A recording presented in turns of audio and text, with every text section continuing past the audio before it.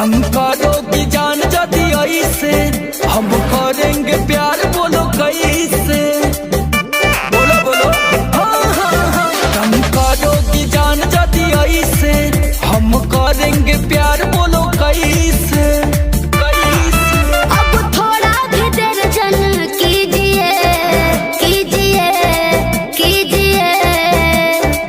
सुनो सुनो ये सैया जी, सीधे होठे पे चुमा लीजिए। सुनो ये सैया जी, सीधे होठे पे चुमा लीजिए।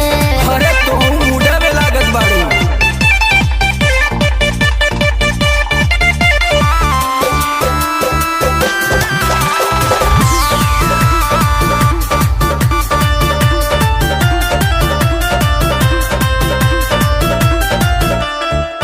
काहे करते हो लेट, होठ हुआ चॉकलेट खाके जल्दी खत्म कर दो। कोई देख लेगा जान, जरा रखो ध्यान, के बाड़ी तो बंद कर दो।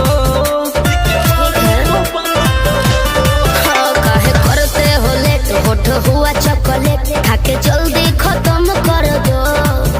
कोई देख लेगा जान, जरा रखो ध्यान, के बाड़ी तो बंद कर दो। प्यार करने में भाषण ना दीजिए दीजिए। सुनो सुनो ये सैया जी, हाँ। सीधे होठे पे चुमा लीजिए। सुनो सुनो ये राजा जी, सीधे होठे पे चुमा लीजिए। मान जाओ बाबू, अभी टाइम नहीं है।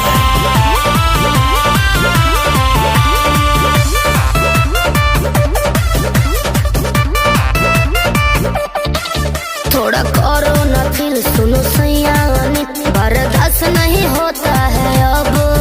जग जाएगा जोश, तिवारी आशुतोष कर देंगे समर गजब, कर देंगे समर गजब। थोड़ा करो ना फील, सुनो सैया बर्दाश्त नहीं होता है अब। जग जाएगा जोश, तिवारी आशुतोष कर देंगे समर गजब। जो भी करना है जल्दी से कीजिए कीजिए।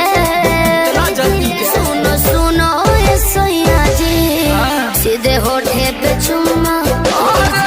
सुनो सुनो ये राजा जी, सीधे होठे पे चुमा लीजिए लीजिए ना।